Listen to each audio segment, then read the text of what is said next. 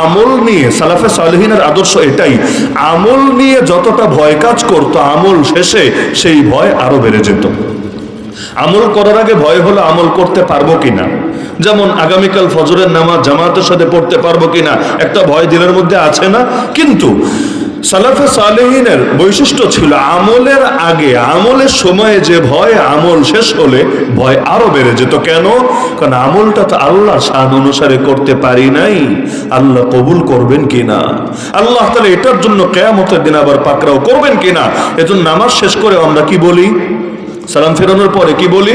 3 বার, নবীর সুন্নাহ তো এটা, 3 বার বলি কি?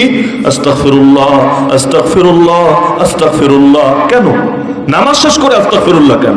নামাজ তো কোনো পাপ না, এজন্যই তো আস্তাগফিরুল্লাহ বলি। মা আবাদনাকা হাক্কা ইবাদাতিক ওয়া মা আরাফনাকা হাক্কা মারিফাতিক। হায় আল্লাহ, যেভাবে আপনার ইবাদত করা দরকার ছিল সেভাবে ইবাদত করতে পারি নাই, যেভাবে আপনার মারিফত হাসিল করা দরকার ছিল কিচ্ছু পারি নাই।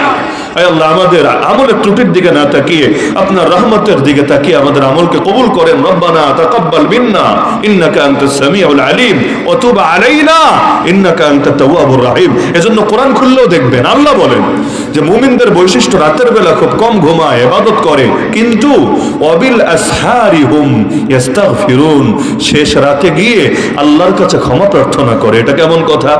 সারা রাত ইবাদত করলো কিন্তু শেষ রাতে আল্লাহ তাআলার কাছে ইস্তিগফার করলো। কেন?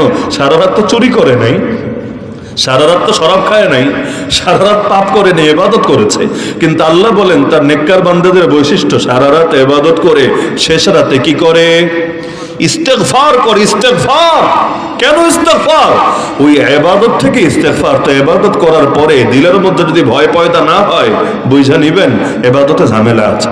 কারণ ইবাদতের পর যদি দিলে ভয় না আসে, এটা যে লাইনের ইবাদত হোক, আপনি তাবলীগ করেন ভালো কথা, 3 চিল্লা দিয়েছেন ভালো কথা, এখন যদি দিলে ভয় না জেগে, বিনয় না এসে, উল্টো অহংকার আসে, আত্মমুগ্ধতা আসে, আরে হুজুর কি, আলেম কি, মুতামিম কি, খতিব কি, শাইখুল হাদিস কি, দুনিয়াতে এক পিসি আছে, এটা হলো ও, ওর সামনে দুনিয়ার কেউ কিছু না, এইরকম অহংকারও যদি আক্রান্ত হয়, তো ভাই তোমার জন্য চিল্লা না দেওয়াটাই তোমার জন্য কল্যাণ করছে।